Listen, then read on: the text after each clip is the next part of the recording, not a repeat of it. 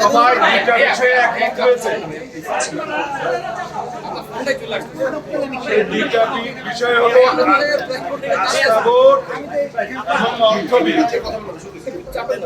এই দুইটা বিষয় বাদে 70 অনুচ্ছেদে সংসদ সদস্যরা স্বাধীনভাবে ভোট প্রদান করতে পারবেন দলের বিপক্ষেও।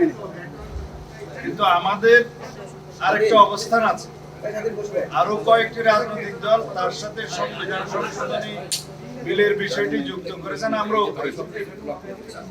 আমাদের দলের অবস্থান হচ্ছে তার সাথে আমরা লিখিত প্রস্তাবে যেটা আগে দিয়েছিলাম, জাতীয় নিরাপত্তার বিষয় উইদিন ব্র্যাকেট যুদ্ধ পরিস্থিতির মতো কোনো বিষয় থাকলে সেই ক্ষেত্রেও সংসদ সদস্যগণ স্বাধীন থাকবেন না। সিদ্ধান্ত হয়েছে আস্থা ভোট এবং অর্থ বিলের বিষয়টি জাতীয় সনদে উল্লেখ থাকবে, সবাই স্বাক্ষর করতে পারবে। তবে বাকি দুইটা বিষয় এইভাবে আলাদা সংযুক্তি থাকবে যদি আমাদের দলের নির্বাচনী ইশতেহারে এগুলো আমরা উল্লেখ করি স্পেসিফিক। সেই ক্ষেত্রে আমরা যদি দায়িত্বপ্রাপ্ত হই তখন আমরা এই দুইটি বিষয়েও এখানে সংযুক্ত করতে পারব।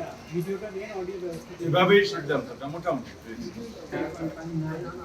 সংসদীয় স্থায়ী কমিটির মধ্যে 4টা কমিটি গুরুত্বপূর্ণ, যেগুলো public accounts committee, privilege committee, estimation committee, public undertaking committee, এই 4টা সহ আরো কিছু জনগুরুত্বপূর্ণ বিষয় সংক্রান্ত কমিটির সভাপতির পদ আসনের সংখ্যা অনুপাতে বিরোধী দলের কাছে যাবে, বিরোধী দল প্রাপ্ত হবে। সেটা বিরোধী দলের সদস্য সংখ্যা কত হলো বা সম্মিলিতভাবে ট্রেজারি বেঞ্চের বাইরে কতজন থাকলো, তাদের মধ্যে কয়টা সভাপতি পদ কারা পাবে, সেটা পরে নির্ধারিত হবে।